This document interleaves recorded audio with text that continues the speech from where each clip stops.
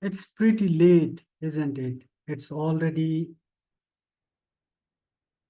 10:40 p.m. and I'm still struggling to just come up with a program. A whole lot of developments have been taking place in Nepal for quite some time. It has been quite a busy week. It's the start of another week, but the past week has been quite eventful in the life of this laid back nation, even. At the start of this week, Nepal's Minister for Foreign Affairs, Arjurana Deuba, has embarked on a 5-day official visit. This is her first foreign visit after she assumed office about a month back, I think. And as for the visit, which country did she choose? Nepal's next door neighbor, India. This selection itself shows how much importance Nepal attaches to her next door neighbor, that is India, the world's fifth largest economy, a regional power on ascendance, a regional power with global ambitions, a military might, an economic powerhouse. Nepal has intense engagements with India. Nepal has a deep relation, like historic ties with India, trade ties, cultural relations. Nepal has. There is no dearth of experts. There is no dearth of people, including myself, who think these ties are far from equal. Let's be frank, who think these ties have Nepal on the receiving end through like instruments like the 1950s Peace and Friendship Treaty, that kind, and several deals and treaties done, executed, and implemented in the name of sharing of rivers that originate in Nepal. Time and time again, I have described those deals and treaties. One treaty, that is the Mahakali Treaty, and the deals over the Kosi, the Gandaki, and the Karnali, among others, as something that have sold this country down the river. But one has to deal with neighbors. One can just select, choose friends, but one cannot choose neighbors. They are there and you have to deal with them. So you try every bit to just deal with them and just try hard to protect national interest, core interests. It's not against any country. It's not against a particular neighbor or for a particular neighbor that Nepal stands. Nepal stands. Nepal should stand for her own rights, you know, like just about not even 3 crore peoples, 2 crore and 90 lakh, around 2.9 crore people in a country spread in 1 lakh, about in just not much of land. It is just almost the size of Bangladesh. It's a small country, but it has interests nonetheless. It has certain core interests to safeguard. Of that 2.9 crore population, a chunk of it has been just sweating it out in sweatshops around the world. So I won't just go into that uh, segment today. Let's focus instead on Nepal's foreign minister, Arju Rana Devga's first foreign visit to the next door neighbor, India. This is the picture taken before her departure to New Delhi, the Indian capital. This was taken at Nepal's Tribhuvan International Airport. The official communication, Foreign Minister Devga will just have a meeting with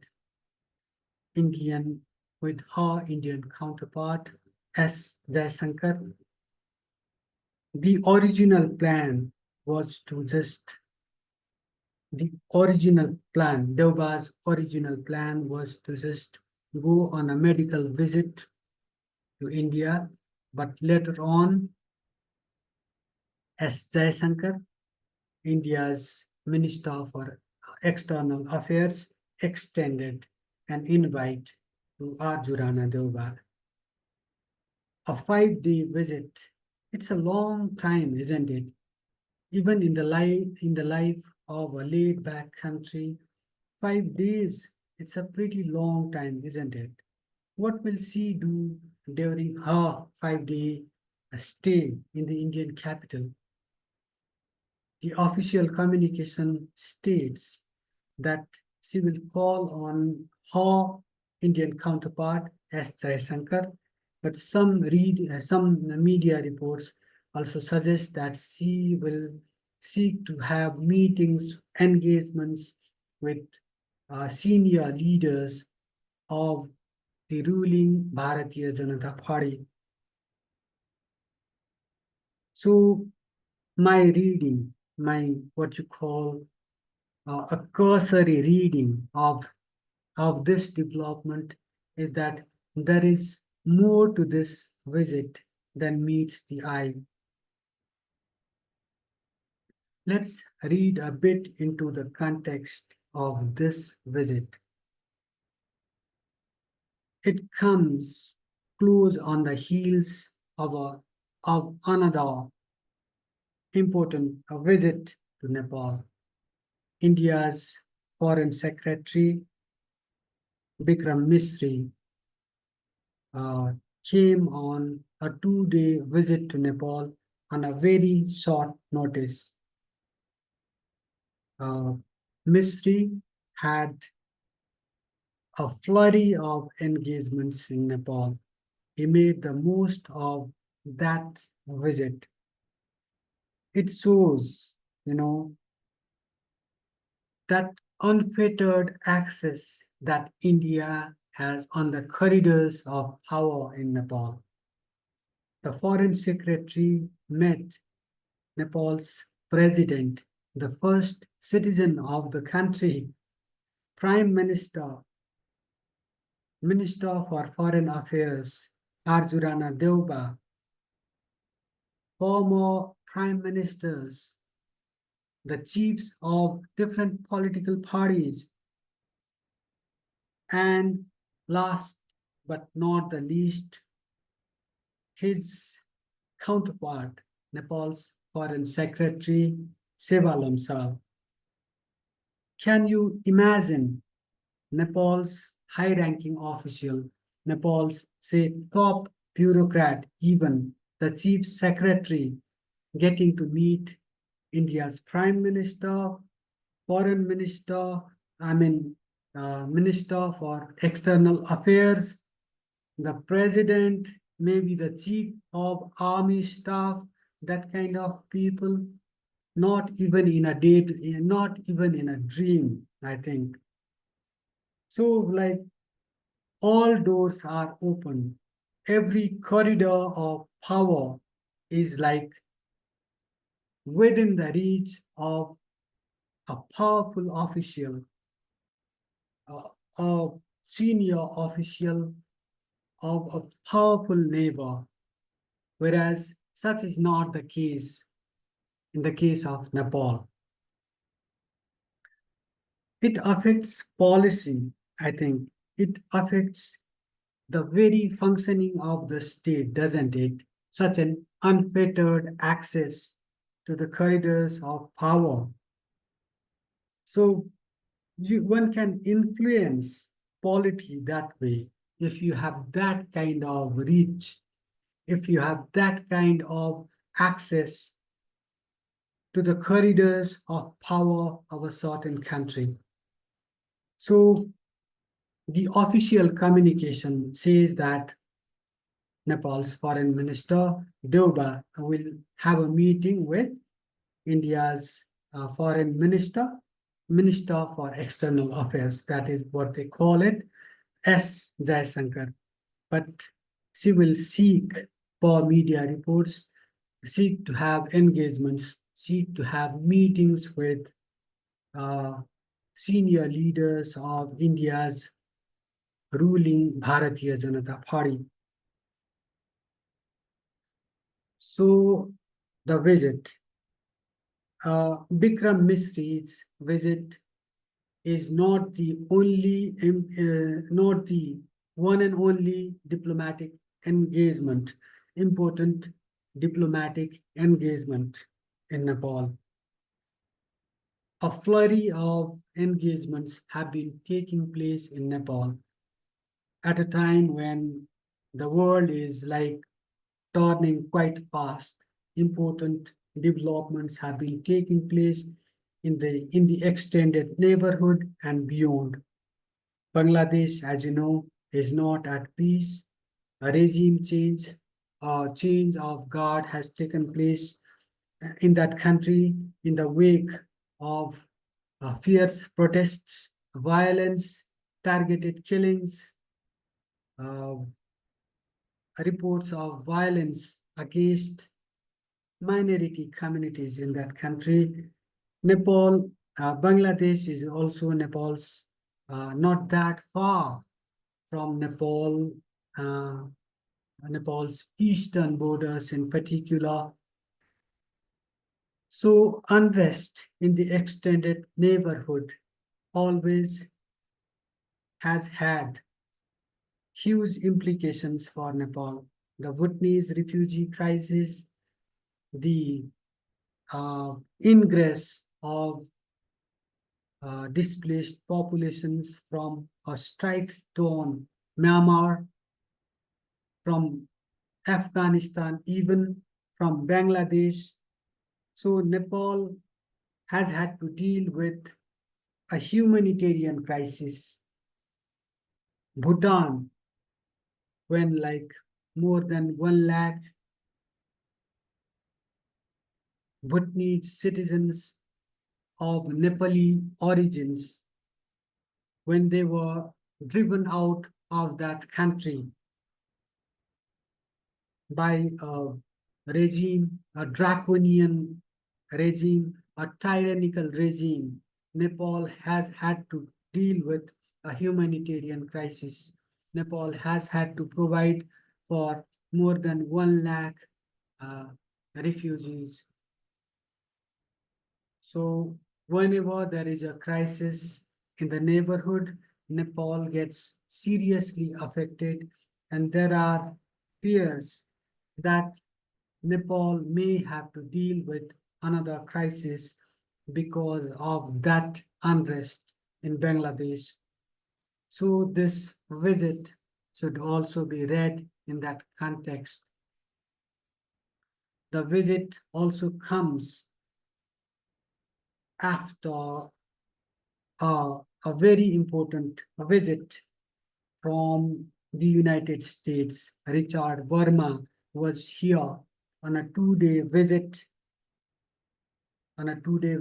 During that visit, he just had a talk with Nepal's foreign minister, Arju Rana Deuba.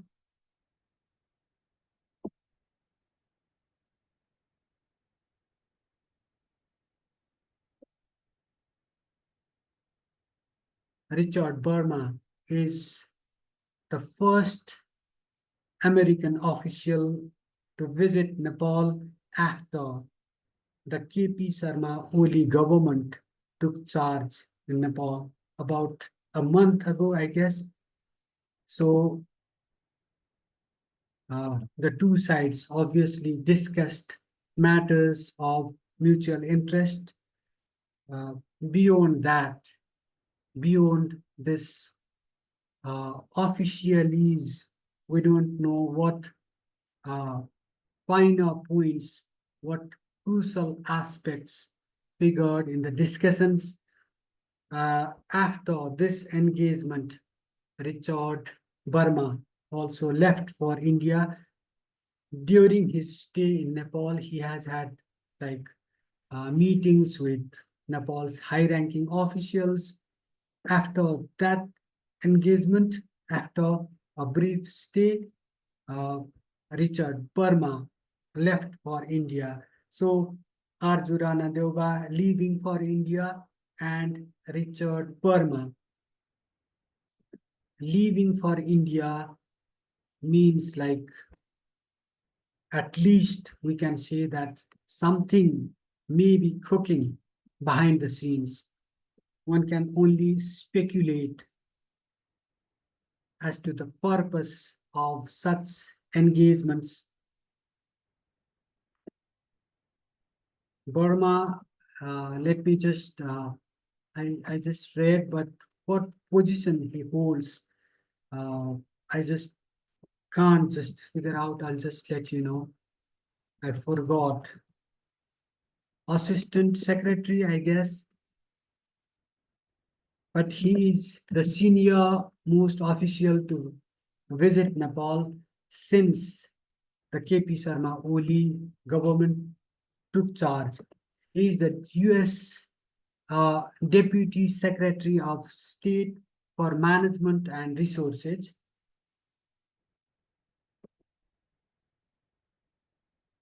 During his stay in Nepal, he just had discussions with Nepali officials on development cooperation and mutual interests. Uh, I remember that he had just, the United States has agreed to facilitate the purchase of helicopters for disaster rescue operations. This much I just remember reading in some media reports.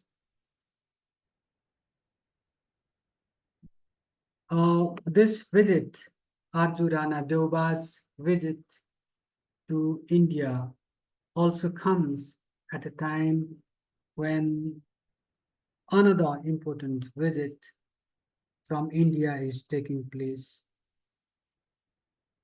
The Director General of India's Border Security Force, Dil Singh Chaudhary. Dal Singh Chaudhary is arriving in Nepal on August 22 on a two-day visit. He is coming to Nepal at the invitation of Raju Aryal, Inspector General of Nepal's Armed Police Force. This armed police force is tasked with border security in Nepal. So these engagements show that like these engagements should be read in the context of the developments in Nepal's extended neighborhood and beyond. I was talking about Bangladesh, how unrest in the extended neighborhood affects Nepal tremendously, how it just has implications for the security of countries like India, how it impinges on, how it impacts the national security of an ill-prepared, instability-plagued, corruption-plagued country like Nepal. how it makes us more insecure, how it affects the demographics of our country. You know, Nepal has like sent lakhs of people abroad to sweat shops around the world because it does not have like a conducive environment. That is what reports suggest. That is how people feel. There are no jobs, there is no stability, there is no good governance, there is no security. And saying this, like lakhs of people leave the country every year. So this ingress from the extended neighborhood just has every possibility of changing the demographic scenario of Nepal. So naturally, it is a matter of concern. This unrest, this Bangladesh burning, this unrest in Myanmar, this unrest in Afghanistan, maybe in Bhutan, these developments have huge implications for Nepal. These developments, such kinds of developments, uh, affect Nepal.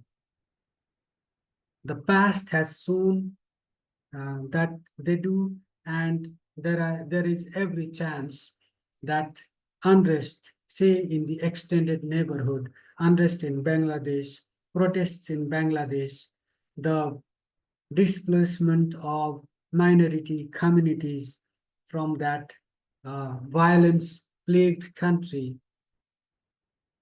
will just end up affecting Nepal.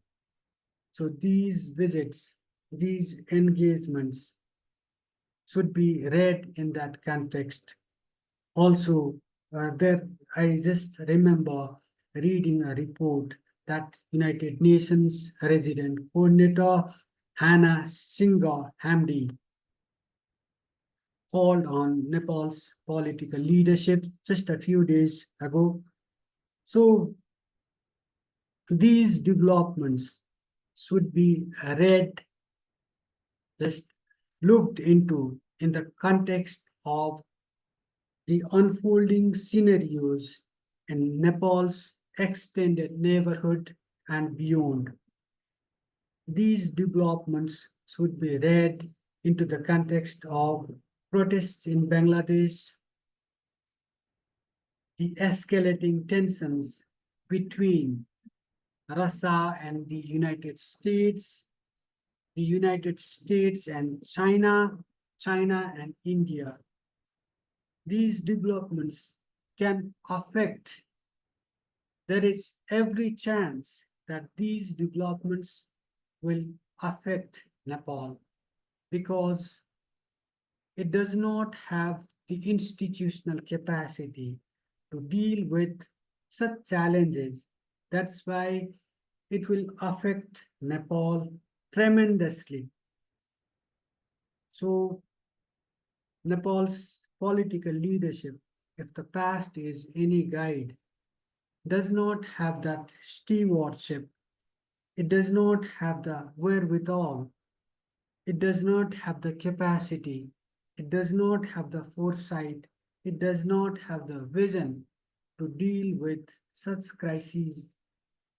So we have got to be aware. We have to be like extra cautious. We need to step up border security. We need to shore up our defenses because it's a wild world. So we can be at the receiving end very easily. The way the things are turning around the world, it's a fast changing scenario. It's a very fluid situation, and Nepal get trapped into that scenario.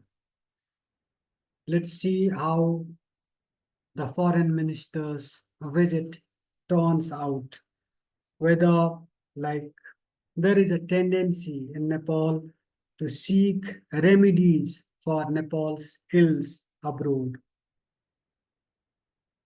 It's well and good if Foreign Minister Deuba seeks treatment for her health conditions in a foreign capital. But seeking treatment for Nepal's ills abroad will be like quite harmful. It will just prove to be a disaster. So Nepal's political leadership just should huddle, should come together, should unite, rally the country together, and just by bolstering national unity, by bolstering national security and national defenses, Nepal can just minimize, I think, the impact of fast changing global developments. Nepal, I think it has come, the time has come for Nepal to just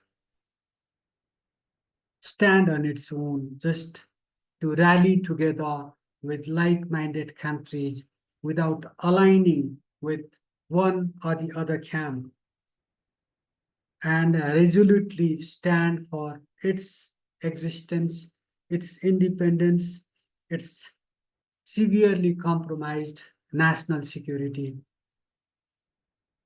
I don't know how effectively will a new foreign minister will be able to raise Nepal's pressing concerns with her Indian counterpart, with senior Indian officials or political leadership of that country. But what option do we have except to hope for the best and prepare for the worst?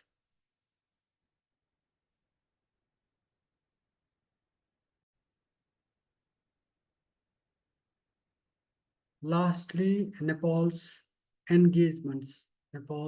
diplomatic engagements with her next door neighbor has been anything but transparent. It has always been a hush-hush affair. The relationship between the two countries have always been shrouded in mystery. But let's hope that the new foreign minister of Nepal will manage to just lift that mystery, just unravel and be very transparent about her dealings with India, with the Indian officialdom.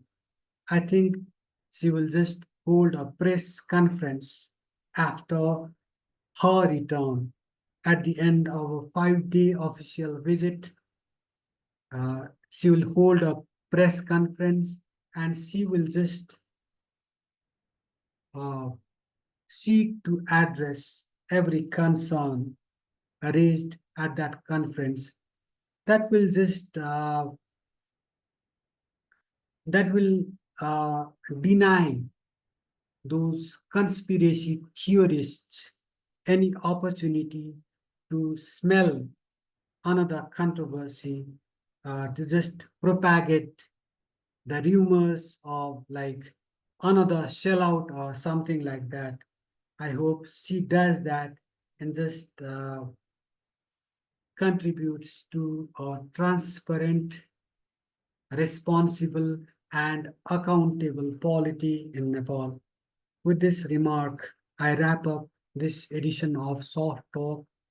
I just uh, did a cursory study of available materials for preparing this presentation. I don't know whether you liked it or not, but we did our best to just give you a view, to just make you aware of the developments taking place in this country. Uh, I would like to know your views about this program. Comment on our presentation. Uh, press that like button. I request you to just do every bit to support citizen journalism. Let me know where you are just listening to our presentation from, uh, which country, and you suggest us ways to improve this presentation. And I just request you not to give up on this country, this beautiful country of tremendous potential for its people. It can definitely feed around 2.9 crore children of its own. So don't give up on this country. Do every bit to make its political leadership, its bureaucracy accountable to the people. Truly democratic transformation. That is what we should all strive for. And I request you to just contribute to the country wherever you may be. Like this country is too important to be left to just a bunch of corrupt politicians alone. Democracy demands that you keep a constant vigil. You remain ever aware.